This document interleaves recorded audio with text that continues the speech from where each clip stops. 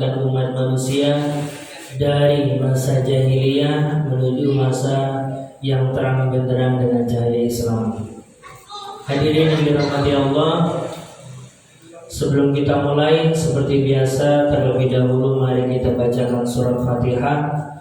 Pahalanya kita tujukan untuk Nabi kita, Nabi Muhammad SAW, untuk para sahabat, untuk para tabi'in ila yaumiddin. Kemudian kita khususkan untuk seluruh kerabat kita, saudara kita yang sudah mendahului kita.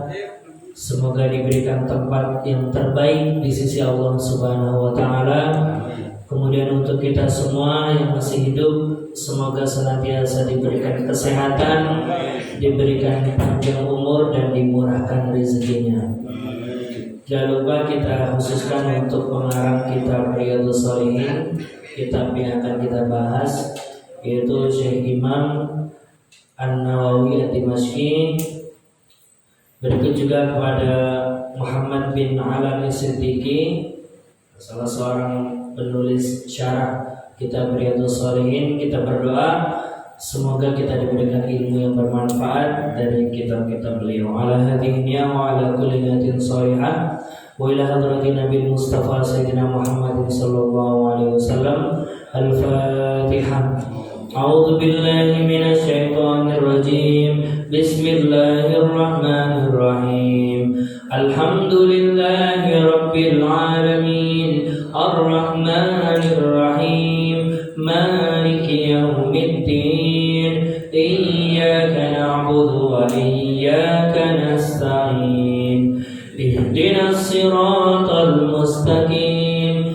Siratal ladzina an'amta 'alaihim ghairil maghdubi 'alaihim waladdallin. Amin. Bismillahirrahmanirrahim. Babus syafa'ati. Bab tentang syafaat.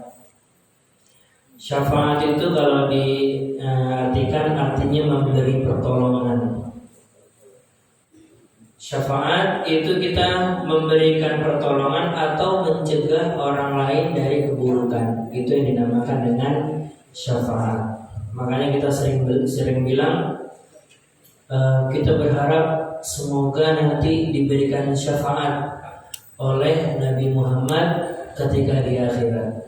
Nah, itu maksudnya ketika kita sudah gak punya amalan yang bisa diandalkan,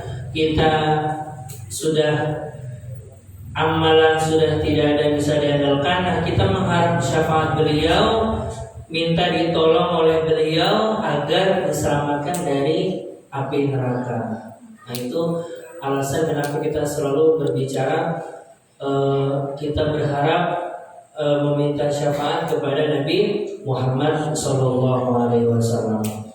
Dalam hadis yang sangat panjang perkara syafaat, jadi pada hari kiamat nanti ketika sudah ada hari hisab, umat manusia itu gerombolan pergi ke masing-masing nabi.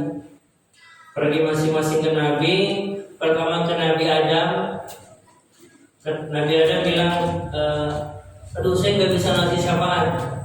Saya dulu pernah melakukan dosa. Saya pernah memakan buah yang dilarang oleh Allah Subhanahu wa Ta'ala. Coba kamu pergi ke Nabi Musa. Pergi ke Nabi Musa. Saya lupa detailnya. Pokoknya Nabi Musa juga mengatakan, aduh jangan ke saya. Saya punya catatan yang negatif. Bahasanya punya catatan yang negatif terhadap Allah Subhanahu wa Ta'ala. Terus kepada Nabi Isa, Nabi Isa juga bilang, aduh jangan ke saya, wahai umat manusia. Coba kamu pergi kepada Nabi Muhammad. Akhirnya semua umat manusia ketika itu pergi ke Nabi Muhammad, dan hanya Nabi Muhammad yang bisa memberikan syafaat pada hari kiamat. Dengan cara apa?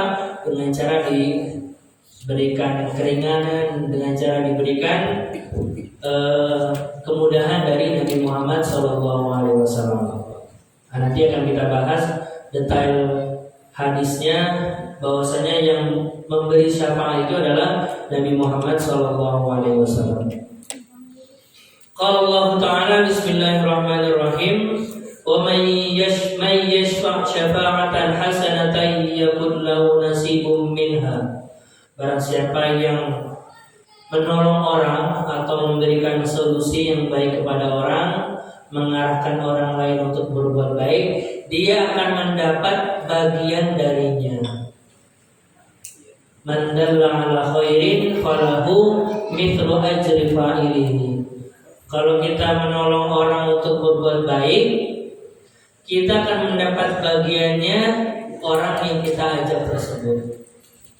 Kalau ada orang, kita lagi nongkrong di pinggir jalan misalnya, terus ada yang nanya, maaf Pak, di mana ya letaknya masjid?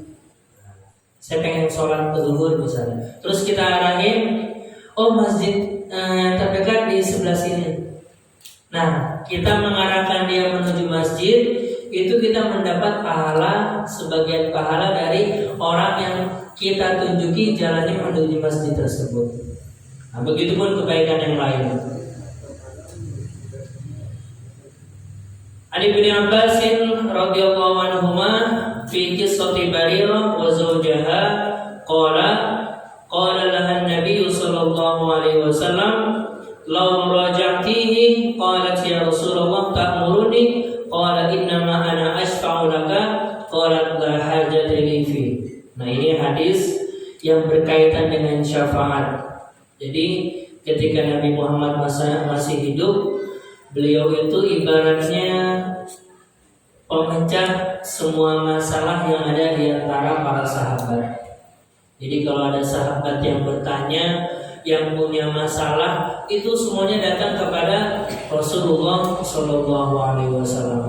Ada yang punya masalah, tetangganya ngerecokin perairannya, ngadu ke Rasul. Ada sahabat yang ngeluh, kok ini temannya beda bacaan qiraatnya, maju ke Nabi diselesaikan. Begitupun semua masalah ketika pada masa sahabat itu bisa diselesaikan oleh Rasulullah SAW. Nah, berikut pun dalam hadis ini dijelaskan kisahnya Barirah. Ya, Barirah ini seorang budak perempuan. Barirah ini budak perempuan yang pengen merdeka. Barirah budak perempuan pengen merdeka, kemudian dia nabung, diri sendiri nabung, kemudian kesepakatan dengan tuannya, dia nabung sampai uangnya cukup, dia menebus dirinya sendiri sampai kemudian lunas, dan Barirah ini jadi orang yang merdeka. Nah, udah hidup merdeka, ternyata Barirah ini yang budak perempuan ini diusut-usut, ternyata punya suami yang statusnya masih budak. Nah, kemudian budak itu kalau di antara salah satu mereka merdeka, itu diberikan pilihan. Jadi Barirah diberikan pilihan, kamu mau tetap sama suami kamu yang masih budak, atau kamu mau cerai. Akhirnya ketika dilihat lebih lanjut, Barirah ini ternyata tidak suka kepada Mughith, namanya Mughith, ya, Mughith, istrinya, suaminya yang masih budak. Barirah ini ternyata ketika diadakan pilihan, kamu mau tetap lanjut sama Mughith, Pak Mughith, atau mau cari yang lain? Kemudian kata Barirah, saya pengen cari yang lain aja. Kemudian Mughith ini suaminya yang masih cinta, yang masih sangat senang ke Barirah, minta pertolongan ke Nabi. Wahai Nabi, minta tolong dong, coba bujuk Barirah agar mau lagi dengan saya. Akhirnya kata Nabi Muhammad kepada Barirah, ya Barirah, lau raja'tihi. Wahai Barirah, kamu mau nggak kalau kamu rujuk Setelah kamu merdeka, kamu rujuk kembali kepada Mughith. Nah, Nabi Muhammad di sini memberikan syafaat, memberikan pertolongan kepada Mughith, laki-laki yang masih muda, istrinya menjadi merdeka, tapi nggak mau milih dia lagi, minta syafaat, minta bantuan kepada Rasulullah. Kemudian berkata Rasulullah kepada Barirah, wahai Barirah, mau nggak kamu rujuk kembali dengan suamimu itu? Fa innahu abu waladik, karena bagaimanapun dia itu ayah dari anakmu. Nah, kemudian kata Barirah, ya Rasulullah, ta'muruni, wahai Rasulullah, kamu ini statusnya merintah saya atau sekedar ngasih saran? Nah, kata Barirah gitu, wahai Rasulullah, engkau ini ngasih perintah ke saya atau ngasih saran saja? Nah, kemudian kata Rasulullah, innama ana ashfa, enggak kok, saya cuma beri saran kepada kamu agar kamu balik kepada suamimu. Nah, kemudian kata Barirah, qalat la hajata li fihi, wahai Rasulullah, maaf nih, saya sudah tidak cinta lagi dengan Mughith. Saya lebih memilih untuk tidak lagi bareng dengan dia, biar saya mencari yang lain. Nah, jadi Barirah sempat bertanya, kalau emang ini perintah dari Rasulullah, dia nggak bisa menolak. Tapi karena Rasulullah mengatakan ini hanya saran, sehingga Barirah mengatakan la hajata li fihi, wahai Rasulullah, mohon maaf, saya tidak ada minat lagi dengan Mughith. Nah, akhirnya Mughith dengan raut muka yang sedih menangis karena istrinya tercinta yang sudah merdeka tersebut tidak lagi berminat dengan dia. Hadirin yang dirahmati Allah Subhanahu wa taala. Nah, di sini berkaitan dengan syafaat, ya. Syafaat itu memberikan pertolongan kepada orang lain. Babul islahi bainan nas. Nah, ini yang kedua, bab tentang islah bainan nas. Islah itu artinya mendamaikan. Bab yang menerangkan tentang mendamaikan di antara dua orang atau di antara dua suku, dua kelompok ataupun dua firqah. Qala Allah Ta'ala, la khaira fi katsirin min najwahum illa man amara bi shadaqatin aw ma'rufin aw islahin bainan nas. Kemudian dalam ayat lain, innamal mu'minuna ikhwah. Sesungguhnya orang-orang yang beriman antara satu dengan yang lain itu bersaudara. Fa aslihu baina akhwaikum. Nah, kalau memang ada yang berantem, kalau memang ada yang bertengkar, silakan saling atau dilerai. Ya. Nah, di sini ada hadis menarik yang diriwayatkan oleh Ummu Kulthum. Nah, Ummu Kulthum an Ummi Kulthum binti Uqbah bin Abi Mu'aid radhiyallahu anha.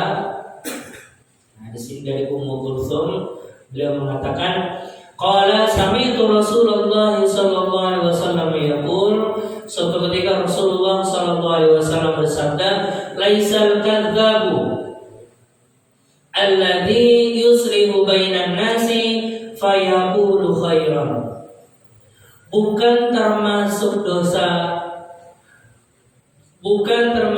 dosa bohong kalau orang niatannya itu untuk mendamaikan antara orang yang saling bertengkar, kemudian dia mengatakan yang baik. Jadi misalnya ada dua orang yang bertengkar, ada dua musuh yang saling bertikai, kemudian dia ngomong hal-hal yang baik, meskipun kata-katanya itu bohong. Nah, di sini kata Rasulullah, itu tidak termasuk sebagai dosa berbohong. Nah, bahkan dalam riwayat lain disebutkan Rasulullah itu merukhsah itu artinya memberikan keringanan, boleh berbohong. Ya, meskipun ini bolehnya nggak boleh kebiasaannya. Boleh berbohong dalam 3 hal. Pertama, fil harbi, ketika ada peperangan. Nah, ketika ada peperangan maksudnya kita mengatakan kepada musuh kita dengan mengatakan mata kabirukum walana jaisun kabirun. Nah, kita bilang kepada musuh, salah seorang musuh, terus kita bilang gini ke kelompok A, ini ada kelompok A, ini kelompok B. Kita pengen mendamaikan antara dua-duanya, terus kita berbohong gini, wahai kelompok A, kamu tahu nggak pemimpin kamu itu sudah mati, dan kita pasukan yang sebelah sini ini akan datang dengan jumlah yang sangat besar. Jadi dia mengatakan kebohongan dengan mengatakan, wahai kelompok A, pemimpin kalian telah mati, dan kelompok B akan datang pasukan tambahan yang sangat besar. Sehingga kelompok A merasa ciut atau merasa takut, akhirnya mereka pergi atau mengadakan perdamaian dan selesai. Nah, ini yang dimaksud boleh berbohong ketika dalam keadaan peperangan. Kemudian yang kedua, fil islahi bainan nas, ketika mendamaikan antara 2 orang yang sedang berantem. Contohnya gini, ada Zaid, ada Umar. Nah, di sini contohnya ada Zaid, ada Umar. Zaid sama Umar ini ceritanya lagi berantem, lagi panas. Kemudian kita datang ke tengah-tengah ngomong kepada Zaid, wahai Zaid, kamu tahu nggak? Sebenarnya Umar itu yuhibbuka. Umar itu baik kepada engkau. Sebenarnya Umar itu baik kepada kamu. Umar itu kadang-kadang membantu keluarga kamu, kadang-kadang membantu saudara kamu. Dia berbohong dengan tujuan untuk mendamaikan antara Zaid dengan Umar. Akhirnya 2 orang tersebut damai, kemudian selesai. Nah, ini dalam hal ini menurut hadis ini dan keterangan ulama boleh, ibaratnya boleh sedikit berbohong dalam rangka mendamaikan 2 orang yang sedang berantem. Karena kalau ini dibiarkan, itu dampaknya lebih bahaya. Kalau misalnya kita jujur, kita mendengar si Zaid ngomong yang jelek ke Umar ngomong yang buruk ke Zaid, terus kita sampaikan secara jujur, wahai Umar, waduh, tadi Zaid itu benar-benar parah. Zaid itu ngomong kamu itu sensitif, kamu itu gini-gini. Akhirnya karena saking jujurnya, mereka keduanya makin berantem dan bisa berakhir saling membunuh. Apalagi perang yang tadi jumlahnya sangat besar, kalau memang kita sangat jujur, itu bisa berbahaya. Sama kayak misalnya kalau kita kalau melihat ada 2 orang anak kecil, kakak beradik, lagi berantem. Biasanya orang tuanya itu ada sedikit bohong. Mainan adiknya diambil sama kakaknya. Kemudian orang tuanya bilang, sudah nanti diganti yang lebih bagus, nanti akan dibeli yang lebih baik lagi. Meskipun kenyataannya orang tuanya nggak mungkin beliin yang baru kepada adiknya tersebut. Tapi karena dengan tujuan ingin mendamaikan 2 orang yang lagi berantem, maka hal tersebut dirukhsah atau diringankan dosa berbohong. Nah, kemudian yang terakhir, boleh berbohong fi haditsir rajuli imra'atahu wa haditsul mar'ati zaujaha. Boleh berbohong dalam hal seorang perempuan berbicara dengan seorang istri dengan suaminya atau suami dengan istrinya. Ini boleh berbohong tapi dalam rangka menjaga hubungan harmonis. Contohnya di sini,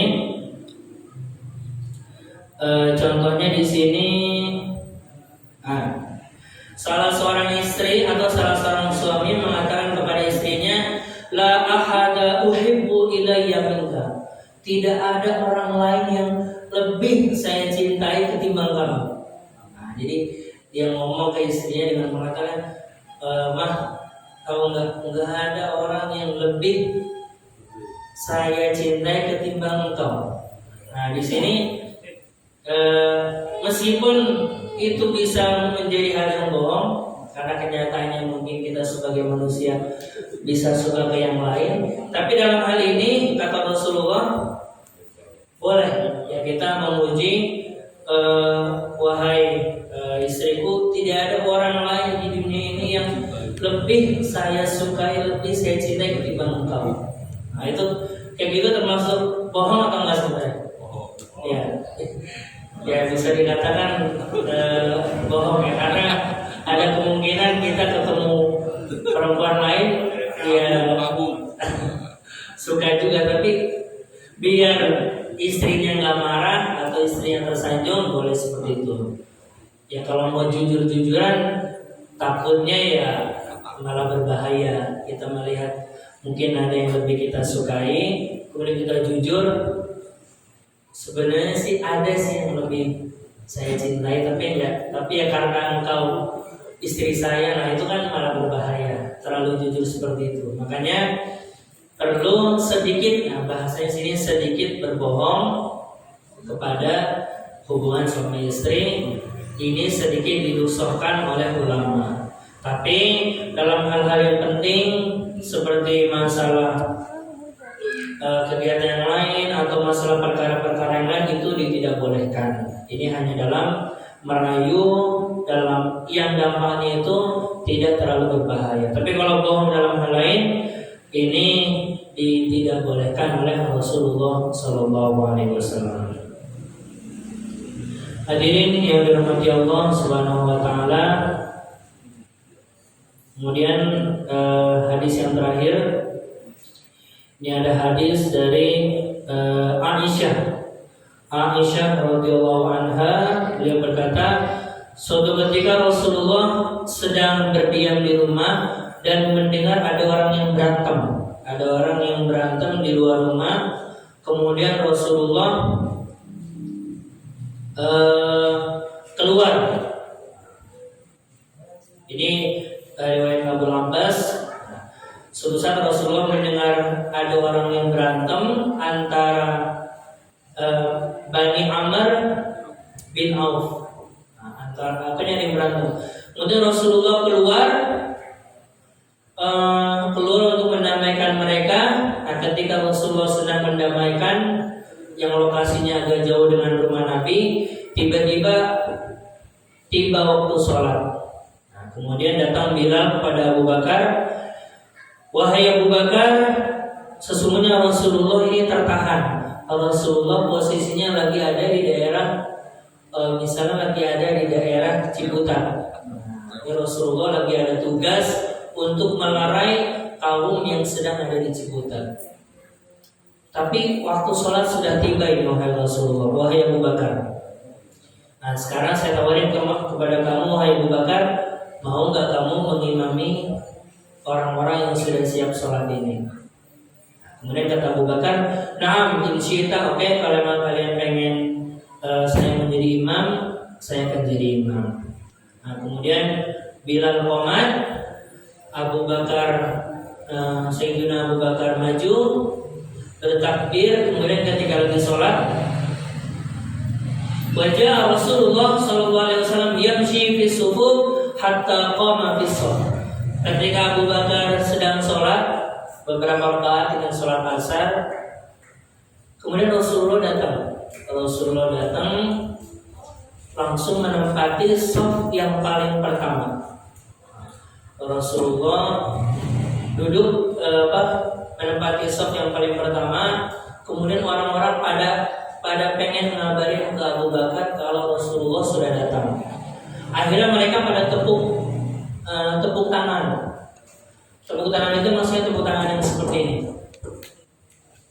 tepuk tangan. Kemudian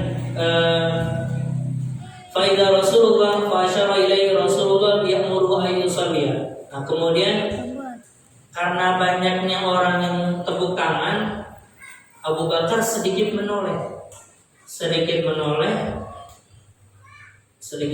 ke saf belakang. Kemudian dia kaget, ternyata di belakangnya sudah ada Rasulullah. Nah, Rasulullah ngasih isyarat agar Abu Bakar tetap di tempatnya tersebut. Nah, saya nggak tahu gimana bentuk isyaratnya. Pokoknya ketika sahabat Abu Bakar ini nengok dan di belakangnya ada Rasulullah ngasih isyarat, kamu lanjut untuk sholat di situ. Nah, kemudian Abu Bakar walau jangan qahqara, tapi Abu Bakar memilih untuk mundur. Abu Bakar mundur secara teratur. Kemudian Rasulullah maju ke depan dan fataqaddama Rasulullah fasalla binnas. Rasulullah kemudian maju ke depan dan sholat bersama orang. Jadi Abu Bakar mundur secara teratur, Rasulullah maju juga secara teratur, kemudian menjadi imam. Nah, ketika selesai sholat, Rasulullah bertanya kepada para jamaah, wahai para jamaah, tadi ada apa sih? Kalian itu kenapa ketika ada yang pengen diingatkan kepada imam, kenapa kalian tepuk tangan? Kenapa kalian malah tepuk tangan seperti ini? Innamat tasfiqul nisa. Kalau imam pengen ngingetin orang yang salah, imam yang salah, jangan tepuk tangan. Tepuk tangan itu untuk perempuan. Kalau ada perempuan, jamaahnya perempuan pengen ngingetin imam yang cowok, pakai tepuk tangan. Tepuknya bukan tepuk tangan gini, tepuk tangan seperti ini. Tapi kalau kalian pengen ingetin juga wahai yang cowok, maka ucapkanlah subhanallah. Ya, kalau ada jamaah laki-laki ingin mengingatkan imam laki-laki, ngomong subhanallah. Tapi kalau yang jamaahnya perempuan, itu ucapkannya atau dengan cara melakukan tepuk tangan. Kemudian beliau nanya juga kepada Abu Bakar, wahai Abu Bakar, kenapa sih kamu tadi malah pilih mundur? Kan saya sudah kasih isyarat lanjut sholat di depan, saya jadi makmum. Tapi kenapa kamu tetap maju ke depan? Akhirnya kenapa kamu malah milih mundur sehingga saya maju ke depan? Ya, kemudian kata Abu Bakar, faqala Abu Bakrin, maka yanbaghi li ibni Abi Quhafah ay yusalliya bin nas baina yaday Rasulillah. Sungguh tidak elok, sungguh tidak pantas bagi seorang Abi Quhafah. Abi Quhafah ini gelarnya atau nama aslinya Abu Bakar. Gak pantas wahai Rasulullah saya sholat sementara di belakang saya ada Rasulullah SAW.